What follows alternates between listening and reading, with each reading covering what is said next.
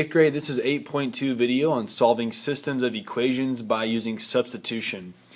So on lined paper that looks like this, you need to tear off the stickies on the side so it's a straight edge on the side. At the very top of this lined paper, label it 8.2 systems. Of course, put your name in the top right hand corner, first and last name. Okay, then I'm going to write down number 1, and number 1 is going to be this. Y equals 6x is going to be our first equation. So I'm just going to label that equation number 1. And then equation number 2 is 2x plus 3y equals negative 20. All right, this is going to be number 1 on our systems page. You'll get this systems page tomorrow in class. Okay, so show all work on lined paper. I'm going to show work for the video on this whiteboard. So number 1, equation number 1, you have y equals 6x. Equation 2 is this. Okay. Now to solve by substitution, we have these sort of 6 steps right here. You'll get this handout in class. Step 1, you need to solve one of the equations for one of the variables. Okay, so it does not matter which variable you solve for. You can solve for y or you could solve for x. So basically you're looking for y equals something or x equals something. Now by looking at these two equations, I already have y equals something, right? I have that in equation number 1. Equation number 1, I already have y equals 6x. So since I've already solved for one of the equations, for one of the variables, I'm going to move into step 2. Step 2 is substitute the value you found for that variable into the other equation. Okay, so what I'm going to do is substitute that 6x in for y in my second equation. Okay, so on your line paper, go ahead and copy this second equation.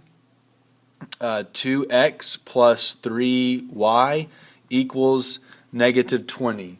Okay, so what I'm going to do is I'm going to plug the value for this y into this equation. Okay, so every time you see the variable y, put a set of parentheses. So 2x plus 3, I'm going to put parentheses in for y, negative 20. Okay. Now, since I know that y is equal to this, I'm going to plug what y is equal to into that parenthesis, which is 6x. Okay. Once I've done that, I'm going to multiply.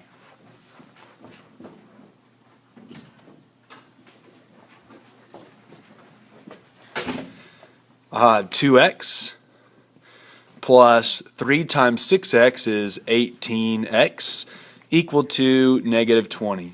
Now I need to combine like terms. I have 2x and 18x. That equals 20x on the left side. And on the right side you have negative 20. To solve for x, I would divide both sides by 20 and I would get x equals negative 1. Alright, now once you have solved for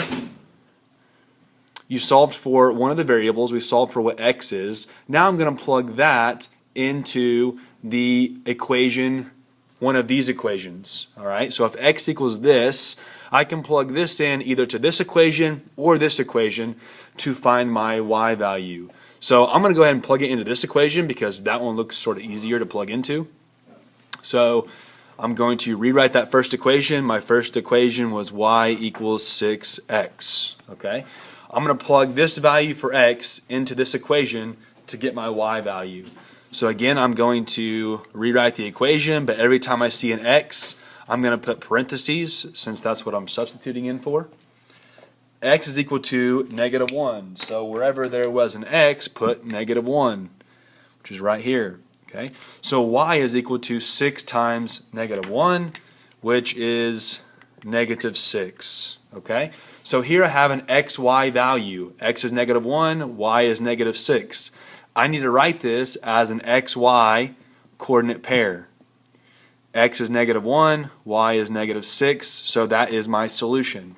My solution is negative 1, negative 6. That is the solution to the system.